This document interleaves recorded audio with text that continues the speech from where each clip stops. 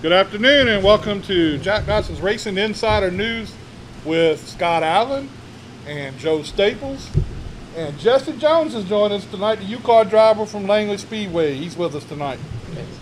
But before we get started on anything else, I think we'd be remiss if we don't say, send our condolences out to Buddy Baker's family.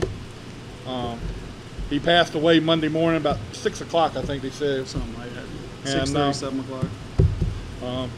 Didn't take long. He found out he had that lung cancer, and it took him very fast. And one of the true legends, one of the big time names back in the day with in racing.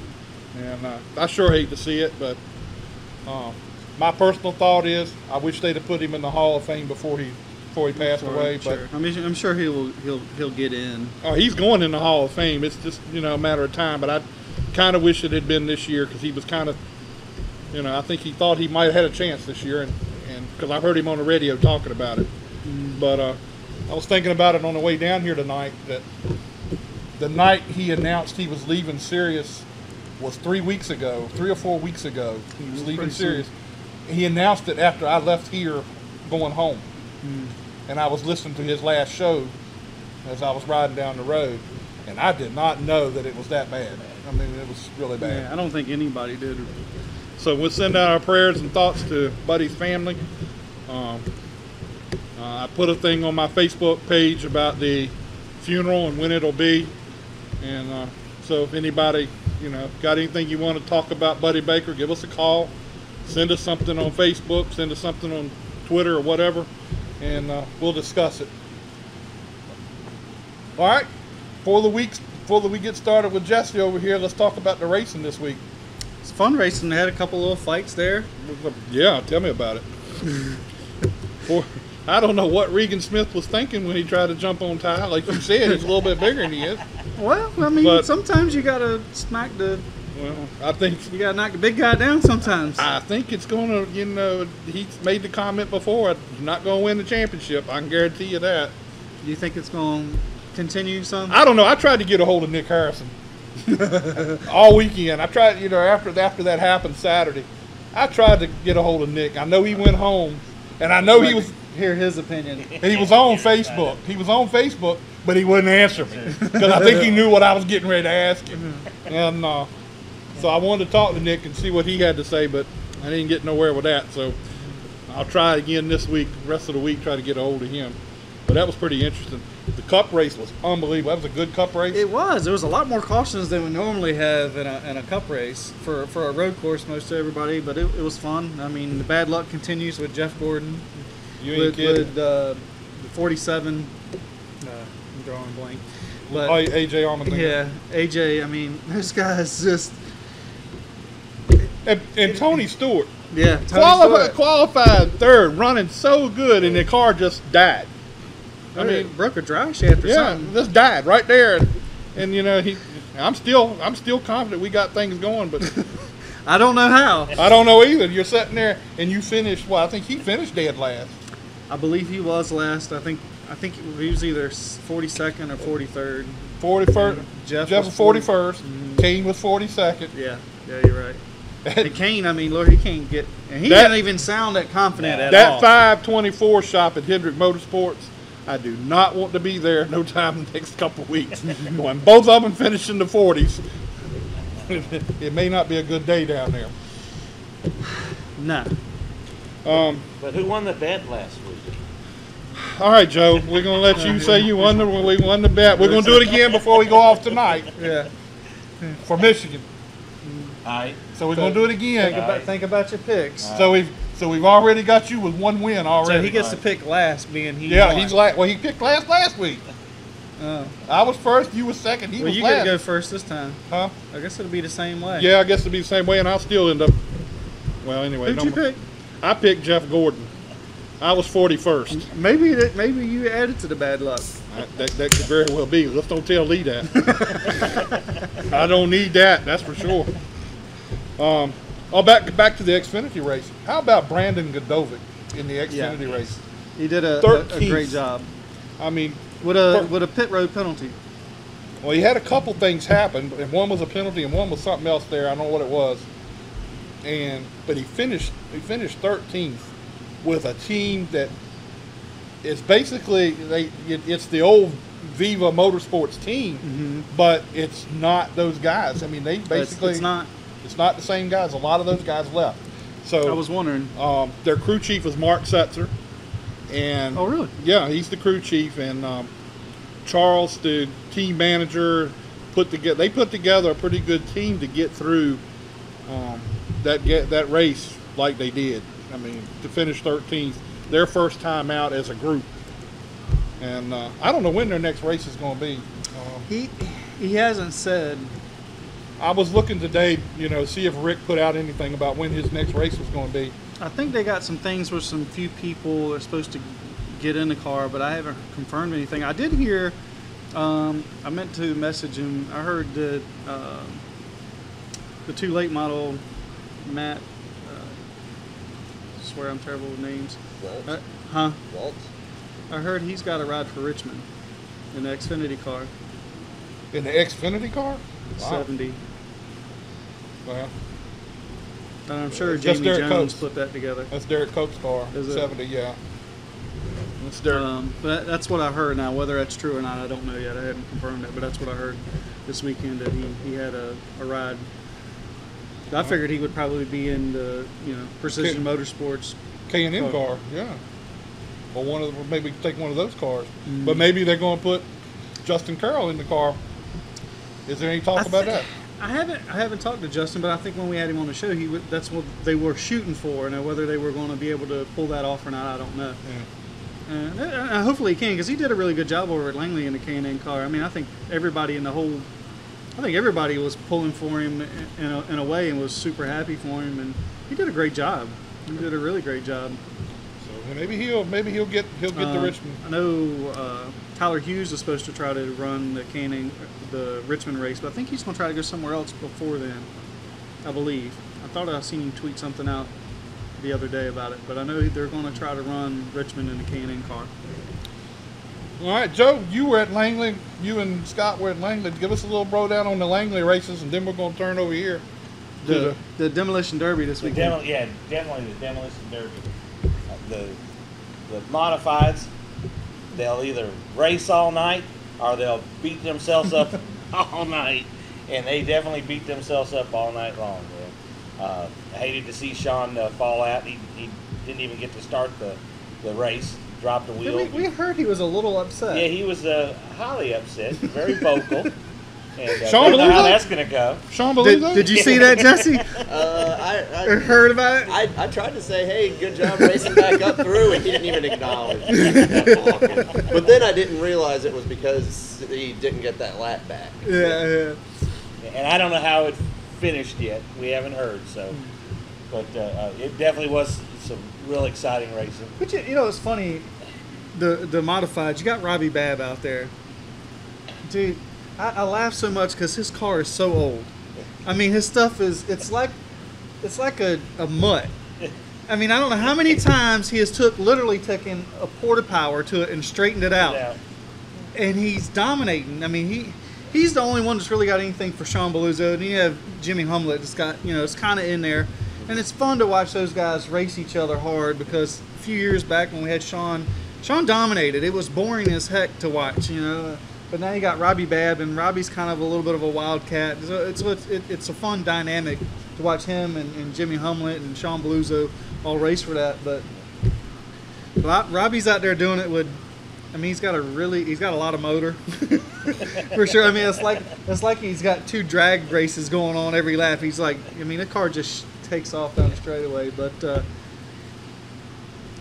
it's just funny. I mean, he's come by because he lives down the street from Mark's, and we'd be over there working on our champ carts, and he would come by. Yeah, well, I think it's like a 01 chassis or something, and he's like, there's no jig for it, so we've measured everything out, or actually, no, I take that back. I think they found the guy who originally built the chassis down in Florida, and the guy passed away, but his wife had like the schematics of the chassis, so that's what they used to like literally take a porta power and straighten the horns Kansas out. Jack system, Yeah. and stuff like that, And goes back out there and kills it. And here everybody else has got, I mean, Sean's got really nice stuff. His stuff is straight, it's clean. Right.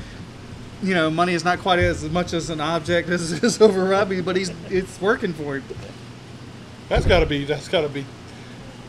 has to be somewhat demoralizing to a guy with the money and the new equipment to see a guy come out there and. Hey, back in the day when his dad raced, Phil Warren did it forever. Phil didn't have any money. His wife cut hair all day long to buy tires for the weekend, and they had an all-volunteer crew. Savakis gave him chassis because he won everything. I mean, he won a national championship. I think he won every race at Langley one year except 2, I think. And everybody else, including us at Barry's, we had one full-time guy who worked on the car, and about everybody else that ran up front at Langley had full-time crews. And that's all they did is work on the car. And Phil just had volunteer help and worked on it in his garage and didn't have anything. But, and look where look what he accomplished. Mm-hmm. Yeah, that shit just shows, if you know what you're doing, and you can accomplish a lot by just by wanting it. It's like I tell somebody, you gotta want it, right. And if you want it, you'll work at it and get it there. Jack must have not wanted it that bad. Here we go.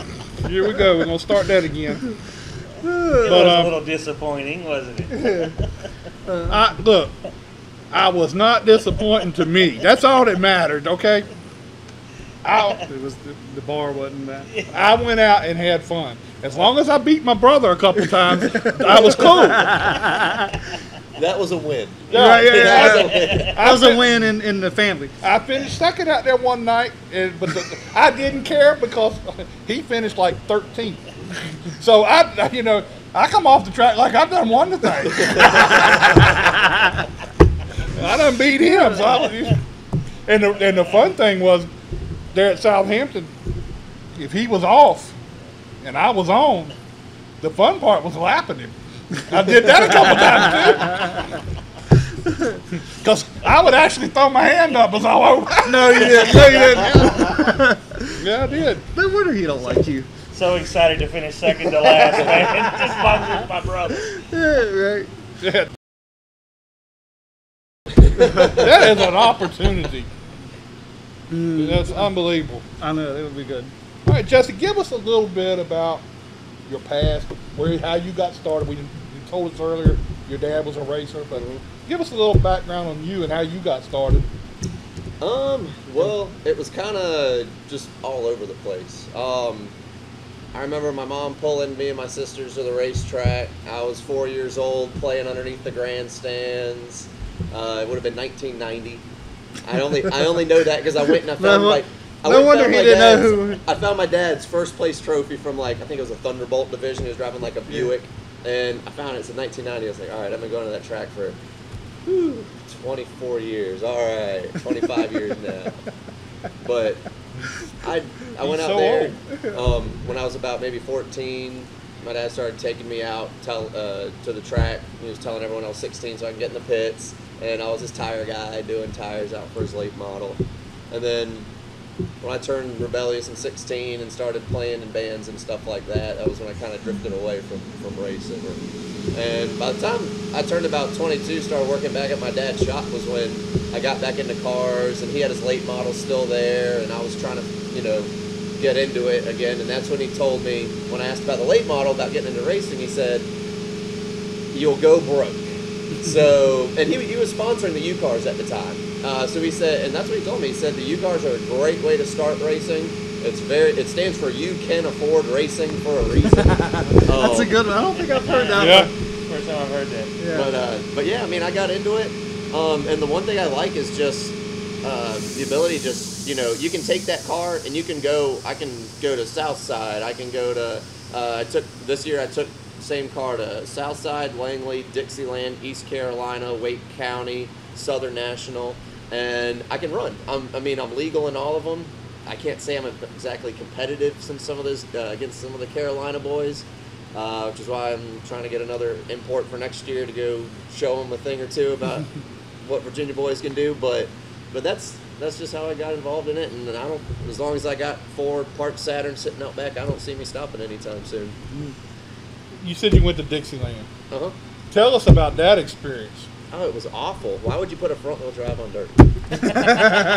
In fact, actually, what's funny is I had to go down to Carolina to pick up a car, and I'm looking at all the tracks, on the way to Charlotte and back, and a lot of dirt tracks don't even have front-wheel drives. I did run County Line Speedway about 2 years ago, and that's pretty high banked. Bud Allen came down with Mike Chapman and Daniel Thomas from Southside. I followed him down there, and we had a good time. And you could run a front wheel drive up on the high banks there, but Dixieland, I mean, it's just you just throw it in there and just I tried 3 different lines the whole race, never figured that track out. The leader never lifted the whole way through the turns. I finished 3rd, but I just couldn't figure it out. Dustin Sisko from the Enduros at Langley, he'll go down there. He brings a car or two, and he usually has like top 2. I think he's got a win down there. That track down at Dixieland. I raced down there too, and it is just it's an unbelievable track for racing. Have you been to Dixieland? I've been to the dirt track, but I haven't. There is no guardrail on the backside. I mean, if you go off the back on what they call 3 and 4 over there, if you go off that, you're going in the water. Yeah. It's a water pit back there. Before I went down there, my dad told me, he said one time he got shoved up into 2, and the entrance to the track is behind 2, behind the berm coming up. So he said he jumped over there, landed, realized the car was still running, and just came back on the track, kept racing. I don't even think they threw a caution. They didn't notice he was gone.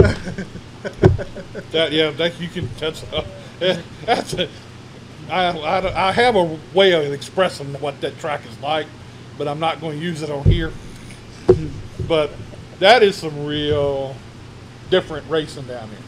Yeah, I got lucky when I went. The track wasn't very wet, which was even better because I went to Dude Gibbs and bought some tearaways for my helmet, threw some screen in. I didn't know you have to have the posts on the side for the tearaway, so I didn't even have any. And they said I got so lucky that it was a dry track that night. But I'm still pulling mud out of my car. You'll do that forever. If you got mud in it, it'll come out forever. So now you've raced around. Where have you been that you really, really like, other than Langley? Well, I went to Kinley and I won down there because they had a twin Ucar race for the Ucar Triple Crown down there. They also had a Stinger race, which was for the under horsepower cars. So I just threw my stock wheels on and went and actually I got plowed over. So you cheated?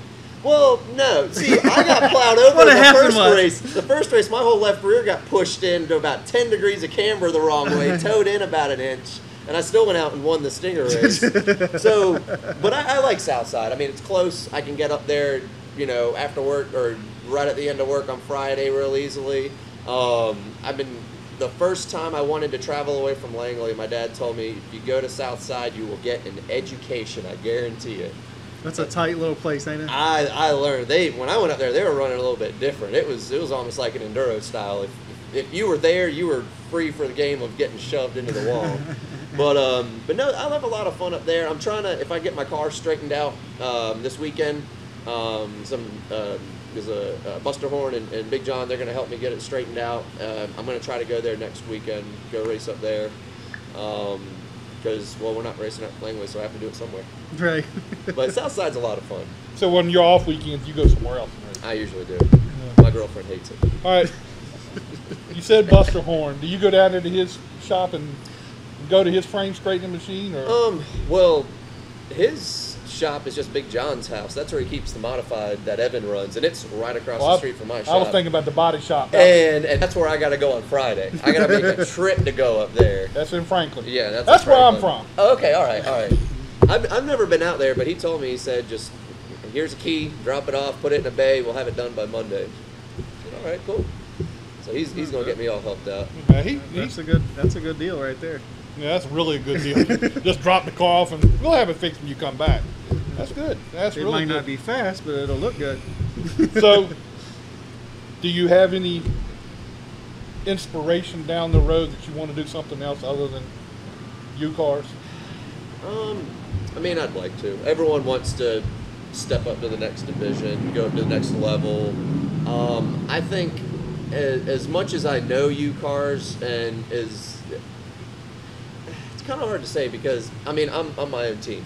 I mean I got the rollback so I can winch the car up. I come off. I have to pace myself to another car on the track to figure out how fast I'm going unless we have the my laps running. It's more enjoyable to me that I can do that. That I can go to another track, I can make friends with other people at other tracks, and I really don't think I'm going to jump up in another division unless I have something kind of handed to me. And you're having fun. I'm having fun, and right now I don't want to rock the boat a little bit. Like I said, my big thing is just going to maybe go down to Southern National and start running down there, and East Carolina, all the same guys run there. And it's what I know, it's what I'm familiar with. You ask me how to set up something rear-wheel drive, I'm just going to Google it and see what comes up. Yeah, hope it something presents itself. So it's what I know, so that's what I'm comfortable with. Okay. I mean, it seems like you're having fun. I mean, when you gave the fender away Saturday, I just thought that was cool. And I ran over there and took a picture giving the thing away, and I was surprised at how many kids were over there. I was curious at how many people were going to be over there, but you had like 10 kids or so. They were over there waiting. But that series looks like it's a lot of fun. It is. You can kind of hang it out. Now, how many cars do y'all have over there weekly for the most part? I think the count's been, I'd say average at about 12. 12. It's usually we have about 15, 16, I'd like to say. Now you're running a Saturn? Mm-hmm. Is that the kind of car to have? Because it seems like those few. It is. I don't think he wanted to do that. I mean, well, I'll put it this way. When I wanted to start racing, I asked my dad. He asked Big John. He talked to a couple people, and I think it might have been he talked to Florian, who was running the Saturn. I was going to say, he said get a Saturn, and honestly, I mean, it's a really good decision because, well, the plastic panels aren't readily available anymore, so that's why sometimes my car looks kind of because you can't just hammer it back out. Right. But at the end of the day, the power to weight ratio, it's just a great advantage to have. I don't have the motor that the Cavalier guys have, but I can drive in a whole car length deeper in the turns. And if that means being able to hang it down in there and give them a little nudge, I'll do it. I'll do it in a heartbeat. So have you started planning your championship? Because, I mean, you got, would you say, 26 points now? Oh, I got shirts in the car. You want one? Well, yeah, we do want one. Yeah, we do. Will this be your first championship or Oh, not? yeah. Is it really? Yeah. No, that is so cool. I ran second last year. Justin Fuller, he pretty much just... I got to the point where I'd said I just wanted to finish something other than second. And I finished third one race, and that was exciting just because I didn't have to be second again. I didn't have to be the first loser. But yeah, I got second in the points last year. But this will be my first championship. And, knock on wood, nothing happens. But yeah. How many races do you have left? 2. Now, are you going to find yourself points racing the last 2 races? He was emphatic. Yep. I was points racing the last 10 races. I had 2 races one night. That's why I brought 2 cars. But well, I mean, I don't blame you for that. Yeah. But you've had a good season, yeah. and I will say those things are fun to watch. Oh yeah. And I think it's a very good economical entry level race series to get into. it really is. You just get in there and wheel it, right? People ask me, they say, how do you start racing in a Ucar? I say, well, you get the car, you get your safety, the cage, the personal safety, the seat. What is the rules on that? The rules, there's a portion in there that says if it's not in the rule book, don't do it. But, is it really? Yes, it is. It's one of the rules. But it says you can cut the springs down to 4-inch ride height, 4 degrees of camber in the front, 1 in the rear. And they just gave us a rule last year where instead of stock rims, we have the racing offsets. We run Hoosier tires. Besides that, that's about it. I mean, they'll, as far as tech goes, they make sure everyone's got ride height, the right camber, no tire soaking, other little stuff like 4-wheel working brakes, traction control can't be on the car. And every now and then they'll start to look inside the motors. But no, it's real easy. I mean, I show up to the racetrack, I spend about $150. That's my pit pass, my tire, and then, you know. So you guys can buy one tire every week? One tire. What kind of hot dogs you get? I get them all the way. I was wondering if they were Jesse Jones hot dogs. I'm gonna beat it to death. I can see you were trying hard. But yeah, it's a lot of fun, and I mean, even like beginning of the season, me, Eric, and Tim, we're all just hanging out, going, well, it's going to be us three beating each other up all season because we didn't see any of the other Saturns, like Michael Waters or Florian. They showed up maybe 1 or 2 races just to have fun. Florian's had that thing. That car over there is pretty fast. Oh yeah. Actually, the 36s, it's faster. I'd like to see those 2 guys get together. That one of Florian's older cars? Mm-hmm. Yeah, Courtney Shiflett ran it last year, okay. And now Michael Waters was in it. The which past won? race. Well, both races. Yeah, won both of them. Yeah, he spanked me. Right on the start of the first race, I was right there, had him in my sights, and just every turn just a little bit more. And so next thing you know, he's a straightaway away, and I'm just like, well, I'm gonna save my tire for the next race. I got a 21-point lead right now. He can have it. 3 to go. Now down to 2. But yeah, I mean, me and Eric, we'll beat each other up, you know, throughout the races, and we'll still, you know, hug and high five about it after the race. And granted, we might door check each other immediately after the race if someone bumps each other out of the way, but we still laugh about it. Oh really? Oh yeah. Well, that's fun though. Yep. When you can run with somebody, get into them. They know you're not going to wreck them, and you're not going to wreck, you know, or at least you try not to wreck them. You can run one person the same way and go back and forth and have fun with it, and you can do the same, run someone else the same way, and they get offended by it. And at that point, it's, well, if you don't want to get rubbed, don't bring it on the track. Exactly. All right, we're going to take a little break from you for just a minute. We got Lenny Batycki. Hello, Mr. Batycki. How are you doing, sir? I'm doing great, Jack. How's things today been? Oh, it's doing good. Ready to go racing? We're getting ready to go right now. I'm getting ready to introduce you. On the line with us now is Lenny Batycki from PRN at the Track and also the Charlotte Motor Speedway. And Lenny, you're on here with Scott Allen, myself, and Joe Staples, and Jesse Jones, not the hot dog. Jesse Jones is Ucar. Yeah, Ucar driver. Yeah, okay. Lenny, the first thing I want to ask you, and we started our show off with it today.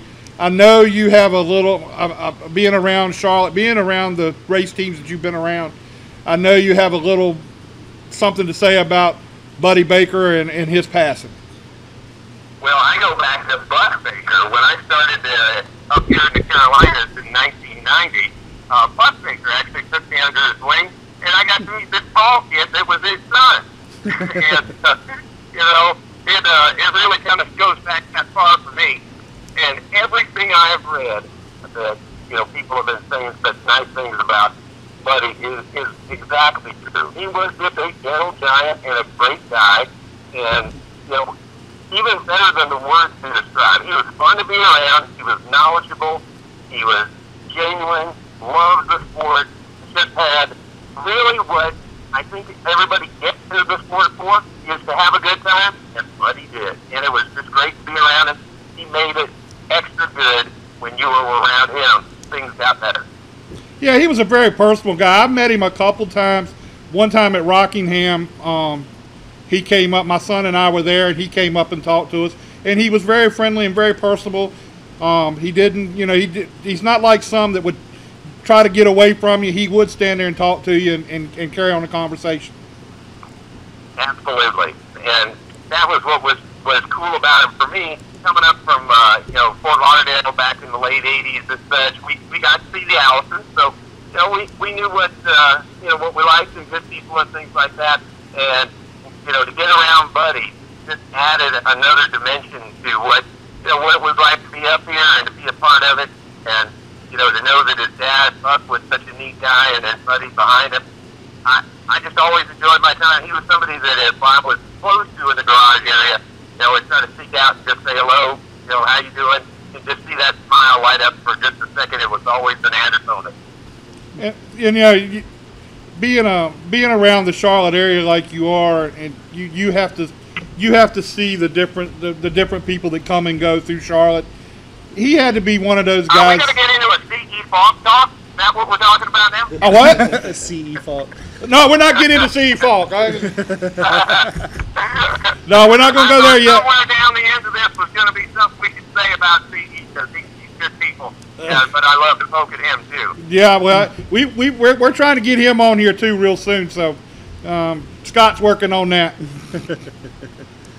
But anyway, well, go ahead. Tell us a little bit of how you got started in racing and how you got to where you are now. You've been around for a long time.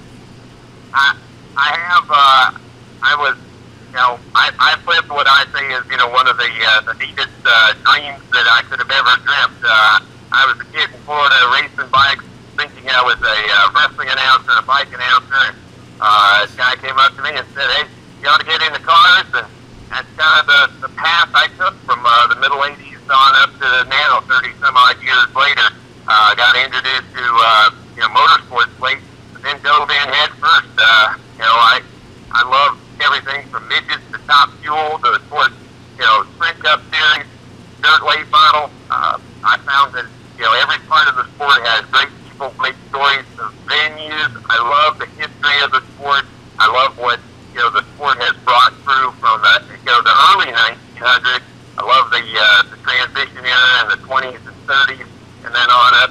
And I got the opportunity to start to work at Rockingham through working with what was Capital Sports Network. I was coming up here on specific events for the non-companion weekends. We would do South Boston, Orange County, and I would work with Mark Darrow and Doug Rice then, and Pat Patterson, Bill Hennessy, and guys like that kind of mentored me up, and they knew of a position at Rockingham and said, this kid would be pretty good. They vouched for me, and I got my opportunity to work for Frank Wilson, L.G. DeWitt, Herman Hickman.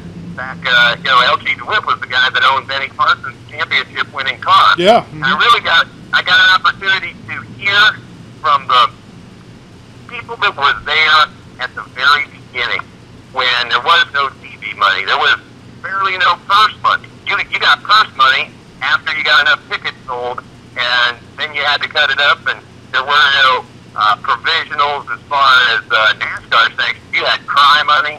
The drivers used to have to come into the office and, see if there was any way somebody could help them out with a set of tires. I mean, just all the old stories of how people just got there and raced and did it because that's what they loved.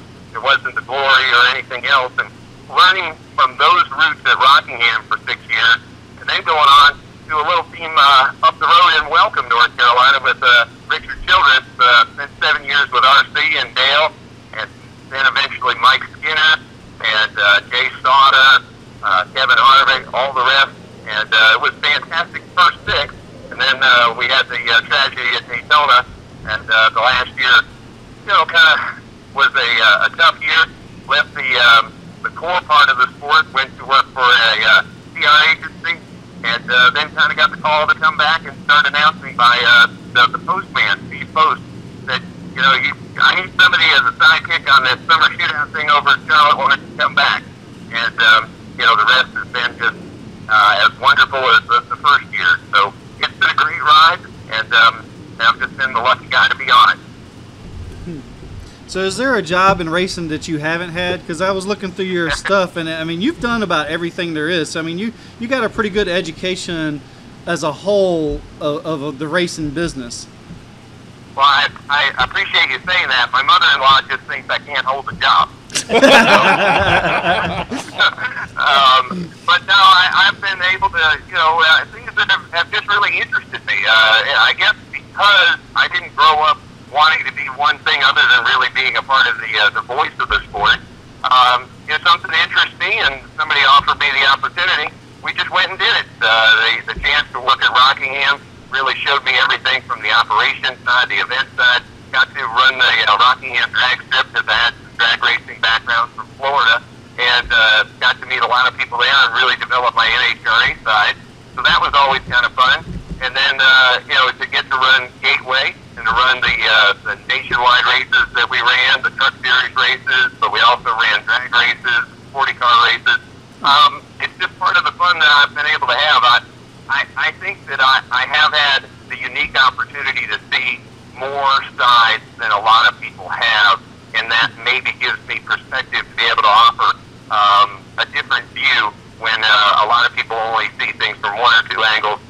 I've been to a meeting or two through other jobs that, opened my eyes to something that somebody else hasn't yet seen. And I can just kind of point that out and say, the way everybody's doing it is great, but let's tweak it and go over here and maybe we could do something even different that might be more interesting and new. So how many different classes do y'all have over there at Charlotte over on the dirt track that y'all run? Well, when we run the World Finals in November, we'll have the big block modifieds from up in the Northeast.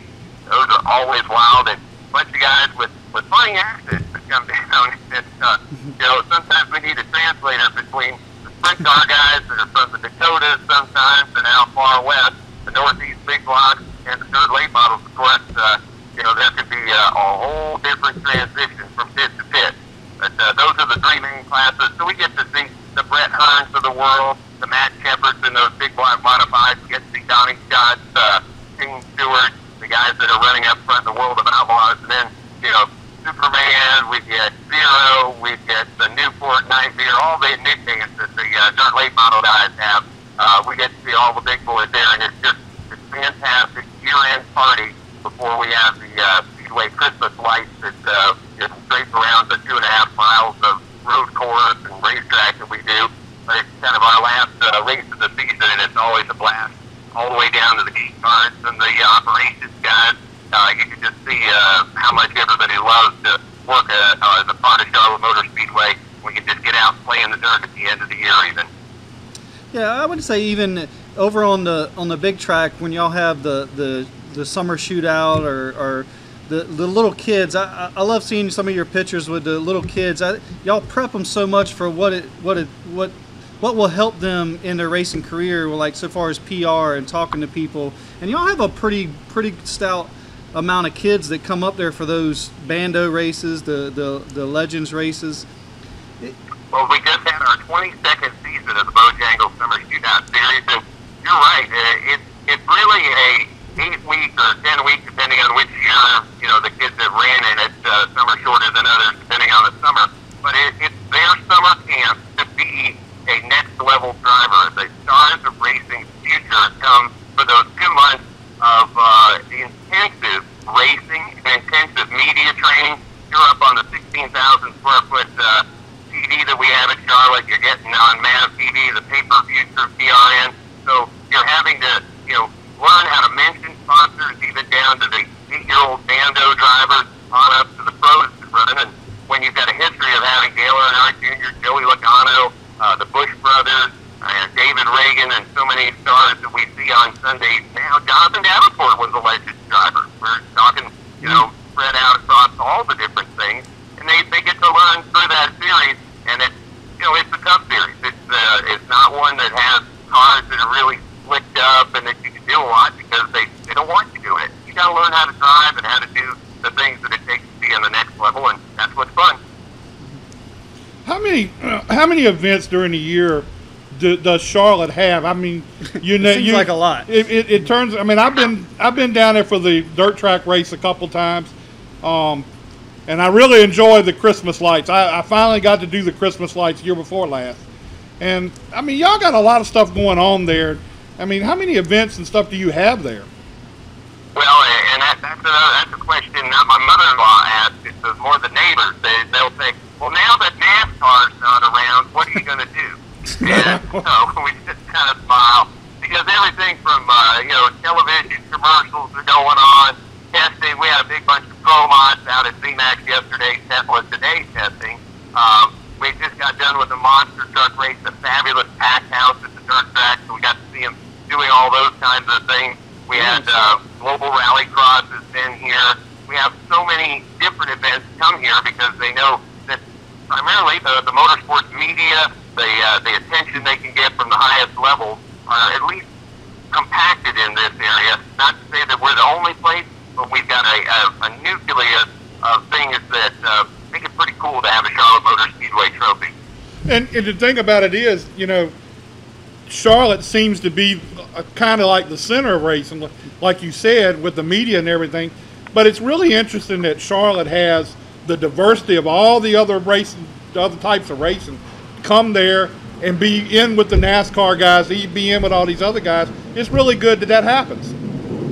Well, I think what has happened in the last decade, maybe 15 years, has been as NASCAR grew and racers from other forms of racing moved here and didn't, they dragged their race car here. And whether it was, a 600 or 500 horsepower outlaw go-kart with the wings on them that they run up at, some of the local short track, dirt tracks around here. The modifieds are big, like Kenny Wallace and Kenny Strader have introduced to the area pretty strong.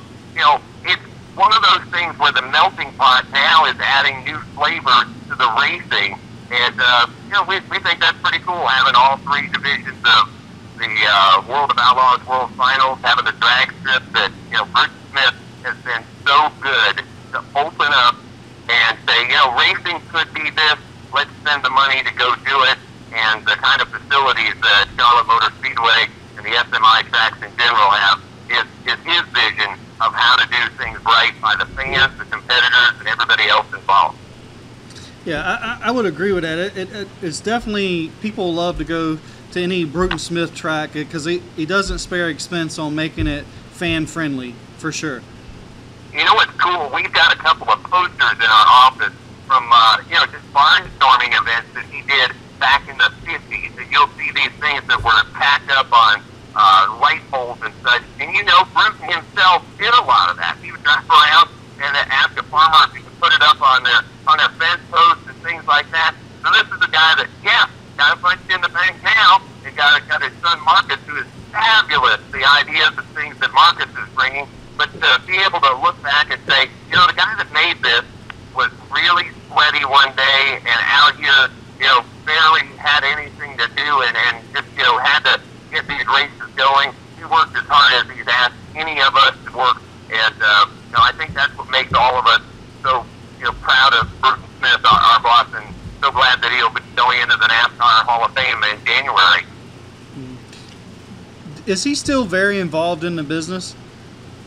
He's very aware of what's going on. We don't see him day to day, but there are, direct reports to him through different managers and such. So, the big hand can be there when it's necessary to make sure that a project doesn't get passed over for the wrong reason. If it's the right project to do, then we get the thumbs up and the go. And that really translates through Marcus now, because Marcus's vision is really taking what Bruton did and worked to get set here, and now how can we make it even more fun for the fans? I think if Bruton was into building facilities, Marcus is into building the fan experience so that the place can really come alive and give everything that a fan could want, from having fan zones and family areas to having pre-race shows to having everything that could make something bigger, better, more fun. That's what Marcus is adding to the legacy that Bruton,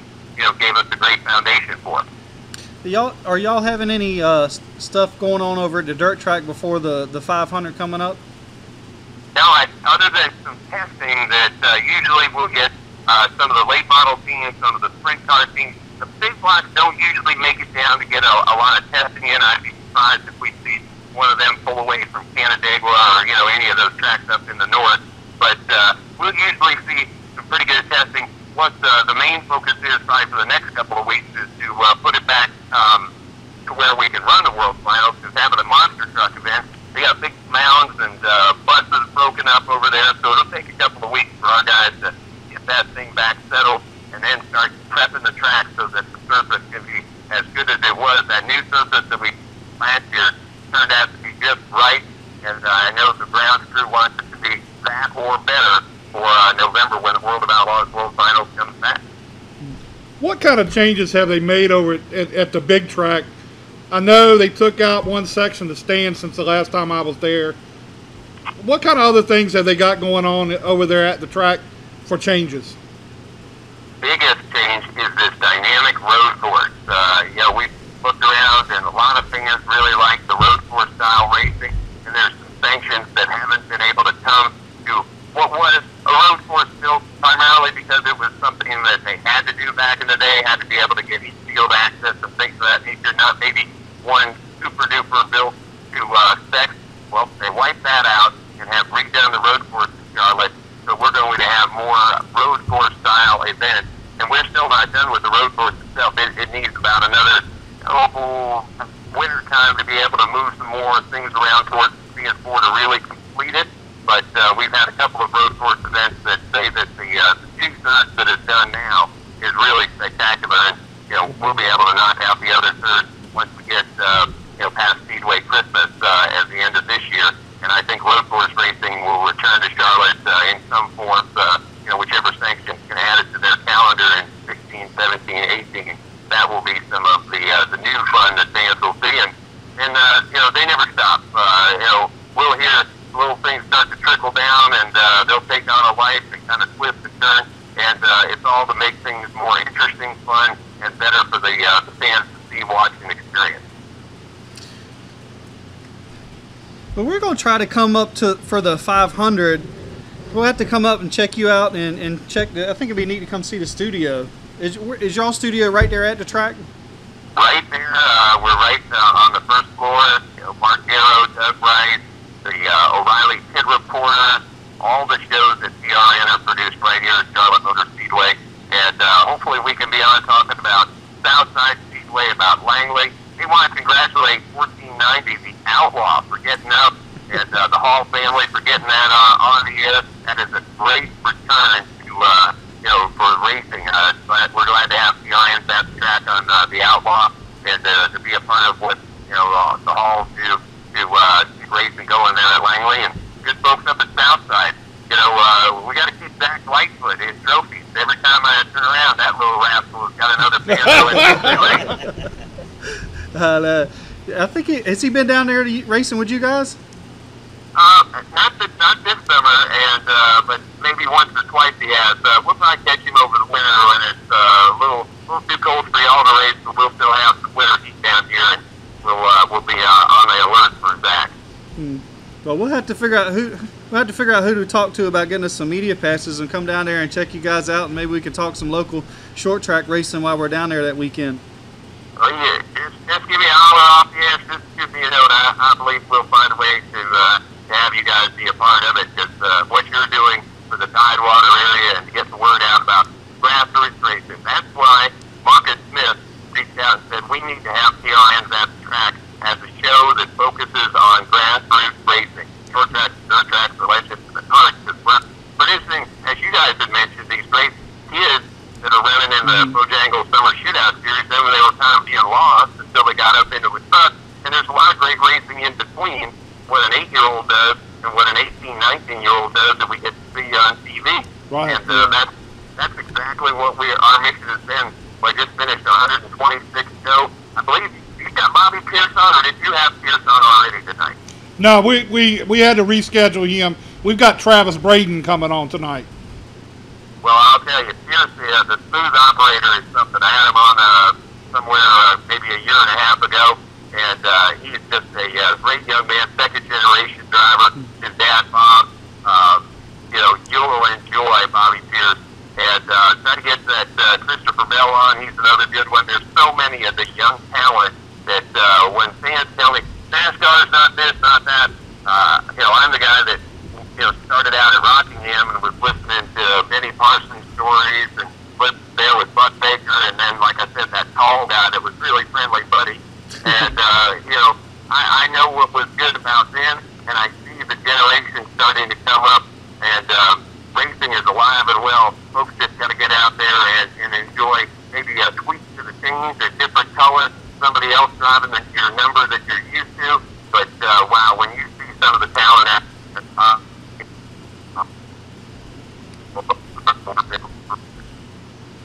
I think we lost you.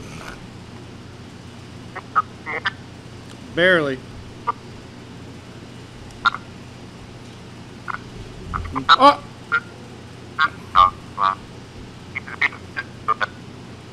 All right, Lenny, I think we've lost you somewhere along the connection. We lost the connection.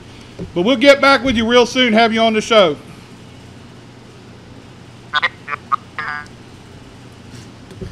All right, man. I tell you what, I mean, he knows a lot of what's going on, a little bit of everywhere. Oh yeah, he keeps up with everything. I mean, he tweets a lot of our stuff, or retweets it and favorites it, and man, I mean, he's busy. I mean, but he is one that really has had an all-around education of racing. He's worked at the racetrack. He's ran Richard Childress Racing. He ran another little nationwide team. The PR side of it, he was responsible for some sponsorship between the racetrack and the teams, and I mean, he's done a little bit of it all, but maybe not clean the bathrooms. I mean, that's not. And he may have cleaned the bathrooms at Rockingham. We don't know that. That's true. But I mean, I don't know of anybody in the series that really has had that much education of all around the sport. He's had to deal with sponsors, running a race team, running a racetrack, and now the radio side of it, and communications with Charlotte Motor Speedway. He's definitely got a lot going on. He's involved in a lot of stuff. And loves short track racing. Yeah. But it is pretty neat, the summer shootout series and stuff that they have at Charlotte for the young kids. They do get an education of what it's really like to be famous, or we think we're famous. And sometimes we take it for granted. We don't think like the fender in our eyes. It's just a piece of metal. Yeah. But to somebody in the stands, man, you know, when you go out there and you shake somebody's hand or talk to somebody, you made their day. You're something to them. I remember when you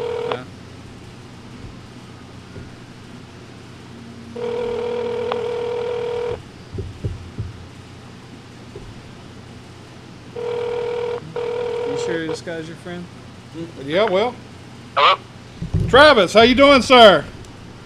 Pretty good. All right, How you doing? this is Jack Dodson along with Scott Allen and Joe Staples and Jesse Jones, not the hot dog. He's here with us.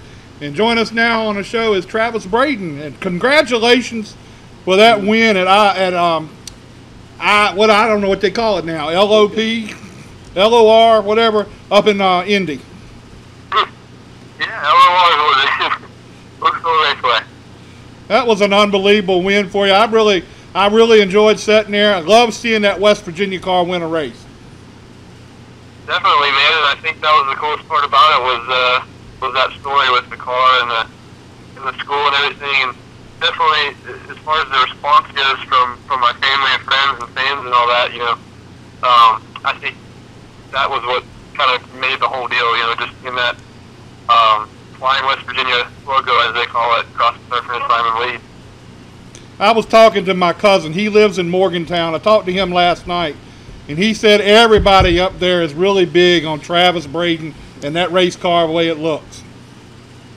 Yeah, it's definitely it's been a growing thing. You know, it's been almost 3 years now that I've been, you know, driving with that paint scheme, and obviously, you know, racing late models and things doesn't get quite as seen, and you know, based on televised events and things, but you know, over the years it has gotten more and more attention, and I think just, you know, this past year and after all this time, it's really starting to get into a lot of people's, you know, eyes and ears and minds, and I think that's the best part about it, really, is that I feel like this, like any, you know, football player or basketball player, when they come home after a big win, you know, I get to have that same feeling, so that's pretty cool. Now, what year are you in at up at West Virginia? I'm going to be starting my 4th year in here less than a week now. So you're getting ready to head off to college again. Yep. Yeah, I actually am in the middle of, I'm in the middle of tonight loading all my things into a trailer that I'm going to be taking to school here in about a couple of days, weekend. So what is your racing schedule going to be like now that you're going to be going to college? You know, it gets more difficult. You know, the Friday practice days or even races become kind of a problem, but fortunately, I think if it's because of the, you know, school being in mind or what, but you know, most of the races from August on, you know, into the off season generally are on a Saturday or Sunday for us. So normally it's not a huge issue. I think the biggest issue as far as the school part goes is, you know, I do a lot of work on my race cars and things, and I do as much as I can. I like to do it, and so it's pretty much completely gone once school starts. You know, because all I have free is the weekends, and really, it's not enough time to get everything ready. So it's difficult, but I will say, I've been racing since I was a little kid, and taking it very seriously since a little kid, and I've just had to learn over the years how to manage my time. And so it's just kind of natural at this point, 10 or 15 years later. I've been doing this for so long, it's just kind of normal for me. Travis, how far do you live away from Morgantown? It's just over an hour. It's like 75 miles maybe, so a little over an hour. Okay, well, I'm getting ready to say, I know a couple guys that are living up there in Morgantown right now that if you ever needed any help, they'd be glad to help you out. I know they're just looking for an opportunity to be a part of it. Is this your family? Yeah. I would probably disregard that. No, but I think that's, once again, it comes back to the whole deal. That's what's been so cool about it. Is there's been people that I meet, and it's the first time I actually meet them, but it really doesn't feel that way because they already know me and they can already relate to what I'm doing, and they already know so much about me that it's not like a first meeting, and so everybody's kind of like a friend or a family member right off the bat.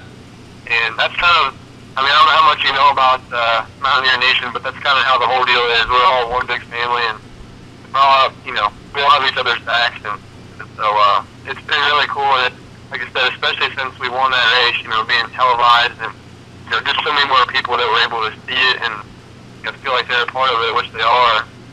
It's really been kind of making things way more intense, I guess you would call it, than what they have been.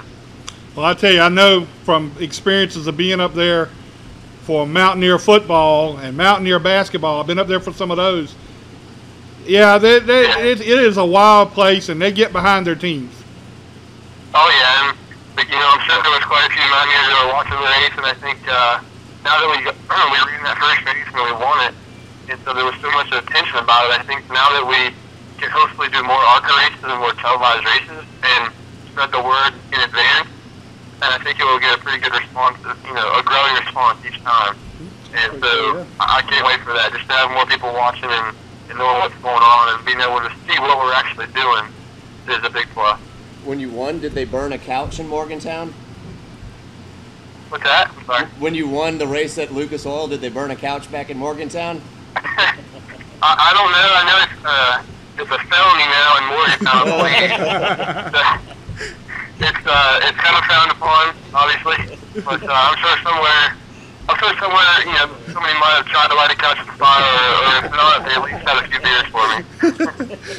Are you planning on doing any more ARCA races this year, or is that just something that you have to play by ear? Yeah, well, we want to do as much as we can, obviously, and everybody does. So we haven't really announced anything yet, but we are looking pretty hard into racing at Kentucky, just because of, really a number of reasons, but to run one more race this year, that's a televised race, pretty big race.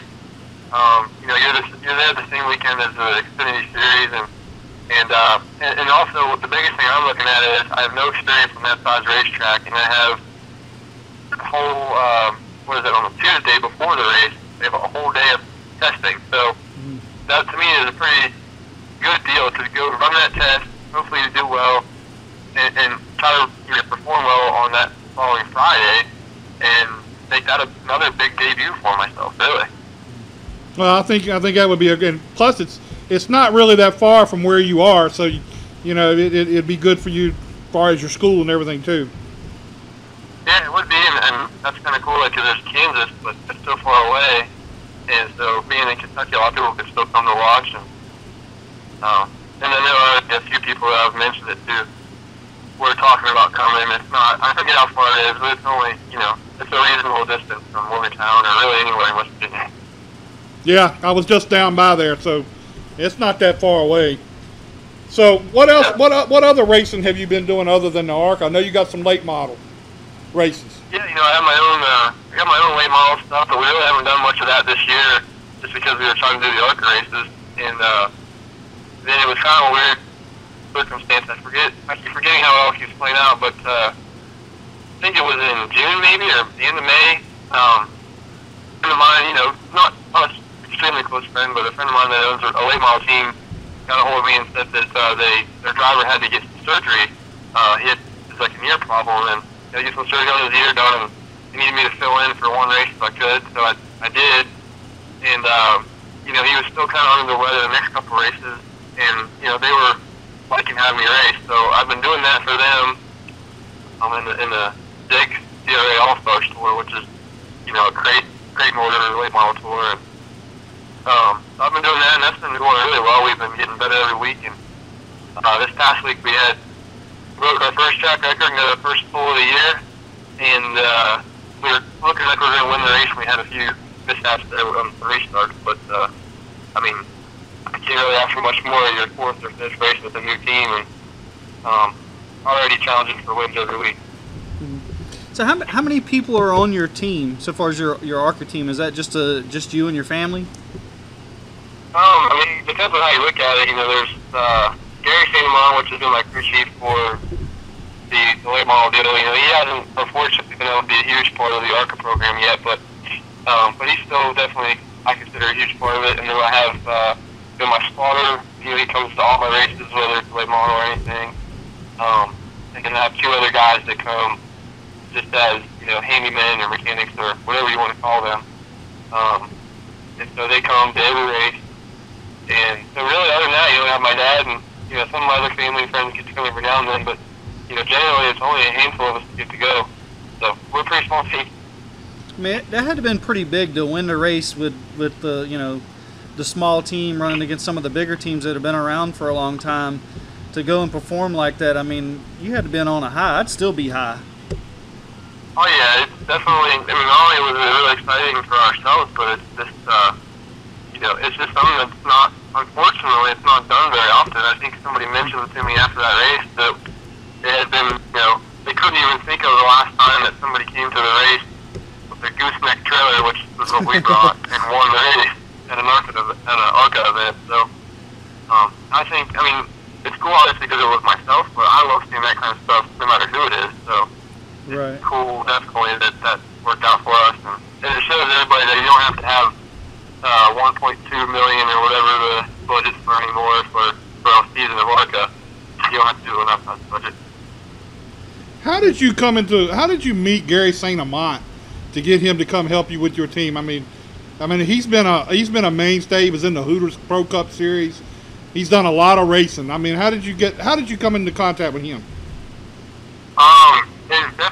It's kind of like everything else in my career. It's been like really unexpected and kind of a weird scenario, but in 2013, I won my first CRA championship in the Super Series, and that was with a whole different team, different crew chief, and that crew chief let us know early in the season that it wasn't anything personal, but he just wanted to get away from racing for a while, and he told us early in the year, no matter what happened, he was done for at least for a few years after that. And so, the winter came around, and we don't have a crew chief, really don't have a whole team at all, and somehow somebody had mentioned it to Gary St. Amand, and so he gave me a call, and it just so happened that he really wasn't doing much either at the time, and of course he really liked me as a driver, liked me as a person, so he got a hold of us, and we met with him once, and we decided to start working together some. We really didn't have a plan other than just one race at a time, and so we ended up doing pretty well at the beginning of the year and decided to run for another championship, and we won it.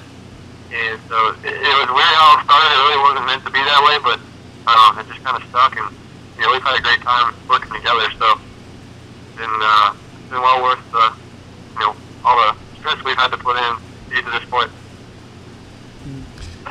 So how many times has your phone rung since you won, and what's the strangest phone call you got?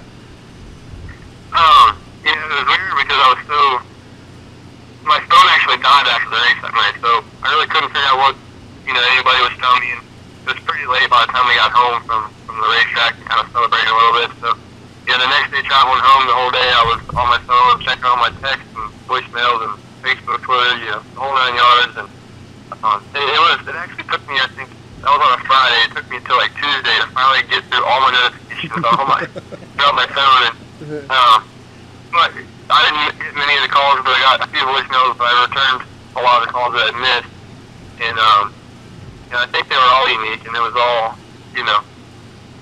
just neat to have anybody call me and say, hey, we watched that race, and that was amazing. You know, we were thrilled. I had people tell me that they were, you know, tears in their eyes, or jumped up and down, or, you know, broke their TV and knocked off the TV stand because they're so excited, or just all different things. But I don't think anyone is more or less important than the other. I think they're all, you know, that's what makes racing special.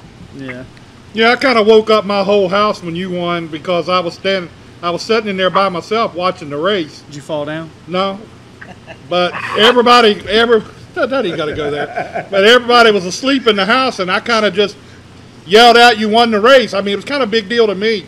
But I'm really I want to congratulate you on that, and we appreciate you spending some time with us tonight. When you make your decision whether you're going to Kentucky, let us know, and we'll get you back on here. For sure.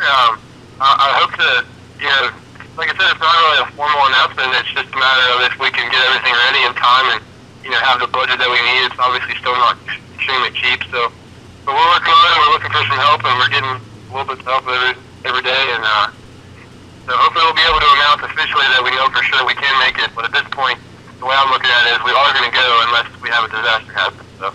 All right, man. Well, we'll get you back on here. Hopefully, we'll see you back after another win at Kentucky too. For sure, man. Hopefully so. Thanks. All right, thanks a lot. We appreciate your time. Well, thank you guys. See ya. See you later. That's a pretty big deal, man. To you know, for a little team like that to go run ARCA and win a race, and not be a full-time team. Not be a full-time team, and this be their first. That was their first time they've been on the track. Oh, really? They had not run an ARCA race until that race. Wow, that's crazy.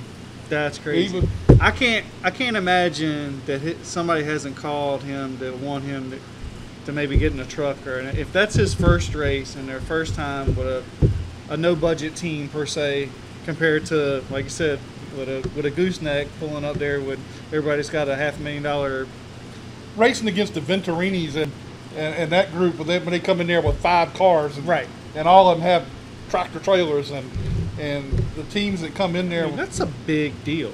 That's a real big deal. And something I meant to ask him and I didn't. It didn't even cross my mind. He was 1 lap down in that race. Oh, really? Early on in that race, he got a lap down and managed to get a lucky dog. And due to some pit stop stuff that was going on, he managed to work himself back into the front, or back to the front, and then he passed the rest of them and got the win. And I tell you, that was pretty exciting because. Hold on, are you from West Virginia? Originally, yes.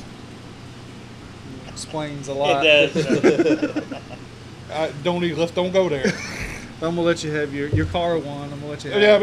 I mean, they're so involved. My cousin last night, when he read the thing about Travis being on the show, he sent me a text message. He said, "Hey man, everybody up here likes Travis, and it's a big deal to them because he's one of them that's carrying the West Virginia colors." I mean, how many people are sponsored by a school? I mean, that was his whole sponsorship. Liberty. Well, yeah, Liberty's got the K&N car, but that's not the whole sponsorship. Yeah. I mean, they got other people to help them out, associate sponsors, but West Virginia University is it. That's his only sponsor. The whole school decided they would sponsor him. Nice. Yeah. So I mean, that's pretty cool. I mean, that's a huge accomplishment. You know, that's a big one. So let's get back to Jesse Jones and the hot dog. All right. We should just put Wiener across the top of his door. No, I'm not going. People might call him a couple more things. Yeah, I don't think you want to do that. 2 more races. Championship, getting ready, trying to win the championship. Going points racing.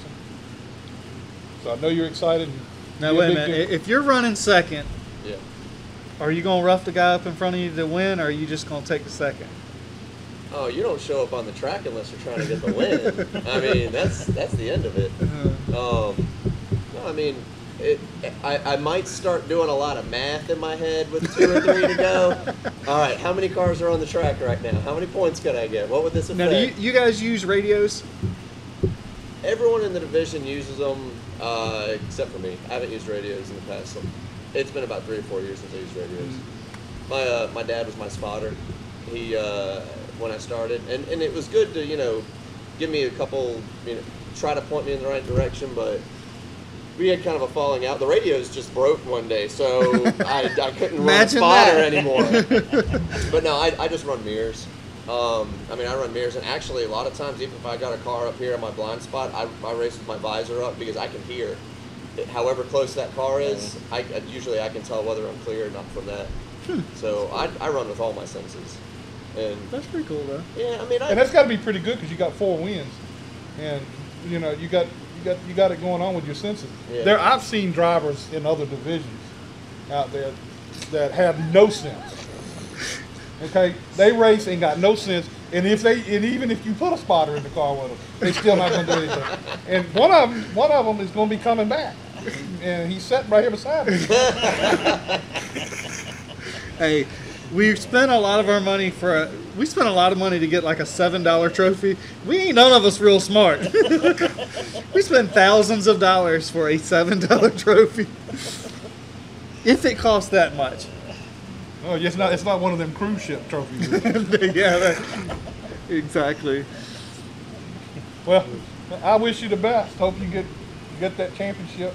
We're gonna be out there sometime. I don't know if we'll be out there when you're out there, but hope you get it. I hope you do it. I think he's got a pretty good shot at it. I mean, How many points you ahead? 26. There's only 12 cars, so he could probably finish last in both races and still about win it. Depends on how many show up. Well, something spooked me. Like, I went to Southside about a month or two ago. Didn't even bring a spare wheel. Got there right in time to qualify. Qualified like 4th or something, I think, and went out and ran with a couple guys. I think I was running for 3rd, and I wound up getting pinched down and hit the rumble strip and blew out a left front. So I just pulled it in the pits. I'm not too concerned. I went to win. That was it.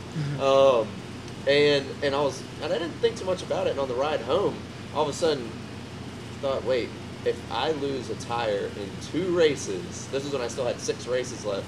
I was like, that could be the championship. Oh no, I need to find a pit crew. So all of a sudden, the past Did you couple go get races, Andy Graham out there to change your tire? I actually 2 races ago, I didn't have the car right. When I got plowed over in Kinley, I just wanted to. I worked so hard on 2 cars for the weekend beforehand. I just want to take a week off, and then this happened. My buddy's doing this. My friend's leaving to go out of town, and I didn't really have the car right. So I showed up and barely got out there in time, and I actually made my own hot lap at the beginning of the race. Was waiting for the pace truck to catch up to me because I didn't qualify. Made my own hot lap. Pulled in the, it was during the Hampton Heat. Pulled down the front stretch, and I just see someone. I was like, Butterbean's crew. And I just wave at someone, hey, can you drop 2 out of my right rear for me? And they just sit there and drop it and slap the rear end, and there you go. So, I mean, sometimes you just kind of have to depend on the kindness of others. That's pretty wild. That's pretty wild. Hey, Butterbean, I don't know if I'd have hung out with him after that Hampton Heat. Oh, yeah. That wasn't good. It went a little hot in there. A little? And Walt worked his way all the way back up, too. I know, man. I think I think he burned his stuff up getting back to the front. I think he was probably the only one that really had anything for lead. And what's funny is when CE got spun a couple laps to go, I told everyone I was with, I said, ooh, Walt is the only person who can give Lee something on that outside line. He's the only person who can make it work as good as Lee could. And it was... But Lee wouldn't give the outside up. And I thought that was kind of, especially that last restart, I was like, I wouldn't give Matt the inside. Because, I mean... That's what I mean, if it was me, I'd have said, "Oh, the car pushed a little bit and going into 1. Hey, you need 1, 4, right? I mean, you just needed a lap because it was a little bit just a green-white checkered, I believe, that last restart. But I mean, I wouldn't expect Matt to do that either way. Mm-hmm. But I mean, and it was a good, clean race, but I think he just burned his stuff up getting back to it.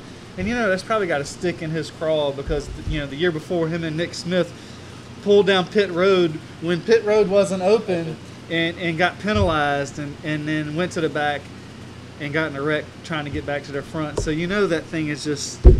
Matt was very vocal about it. I don't think I've ever heard him that vocal before. There was a whole lot of vocal going on down there. I knew when he got out of the car, I don't know if you were paying any attention to it, he got out of the car, grabbed a bottle of water, walked straight across and sat down behind his toolbox. where nobody was around him. Yeah, And I did kind of notice walked. that. I kind of went this way around I him. decided not to talk to him after Yeah, I that. didn't do. I wasn't going to say nothing, and I didn't know him like you know him, so I wasn't about to say nothing to him. But I thought, this ain't good. And then all of a sudden, everything broke loose. You know. But some track officials over there, man. I'm gonna tell you. Yeah, we learned a lesson from Chesterman. They're good away from the Yeah, racetrack. they're good people. Yeah, we had Camden Testament on here, and he said he always liked the officials away from the track. And I think he was talking about. That's my buddy. He's a good kid. Yeah, I like him. Well, Jesse, we appreciate you coming all the way out here tonight and doing this. It was fun. I hope you had fun. Oh, I did. And after the championship, Yep. come back. I can do that. Come back, and we'll have you in here and celebrate a championship. I'll bring some shirts for you. All right, do that. Just as long as I don't lose it and I have to send them off to the Goodwill in Danville, Virginia or something so no one sees them. You send them over to where does the NFL where they make two of them up, two bundles of jerseys, and they send them overseas. I already had that thought. Oh no! I got 100 of these things. I think you got a pretty good. I mean, I don't like to gamble because I don't like to lose, but I would probably take a bet on this one. Yeah, me too. I had a friend that did the silk screen and lived in Louisville. And of course, when Louisville and Kentucky would play each other, it's a big rivalry, right? Mm-hmm. Well, they would already have the winning shirts made. They just had to figure out what cabinet to pull them out of, right? And one year he snuck one of the U of L ones. Kentucky had won, and he snuck the ones that U of L had won. You know, and boy, I mean, they made a big stink about that. Boy, yeah, he almost lost his job over that. I bet. But I thought it was kind of cool to have, you know. But yeah, they definitely made a big deal about it. All right, well, it was a great show tonight. Appreciate Jesse being here with us. Thank you. Appreciate it. Appreciate Travis and Lenny Batycki being with us tonight. It was really good to have them. That's it. He probably needs some more sponsorship, so probably people need to go over to Easy Auto, get their car worked on, buy a car, get some wheels. Sales, service, finance, rentals. He's got it all. Oh, yeah. Mini mobile. Well, yeah, he's one of the bosses, so you know. No, I guarantee you, if my dad used to have a company and I worked for him, you'd be better off working for somebody else than work for your own parents. Well, I guess that's true. I got to realize that. I was like, how much you paying him? And I'm only getting like $5 a day here, you know. It can make for an awkward Thanksgiving. I can see now. I can't afford to buy nothing for Christmas. So you don't pay me enough. Here's an autographed fender. But All here's right. my trophy. Well, I'll let you look at it. Cost me $7. $2,000, $7 trophy. All right. Well, we appreciate everybody being with us tonight. We'll hopefully be back next week unless something happens. Don't know what, but it could. But enjoyed it. See you next week.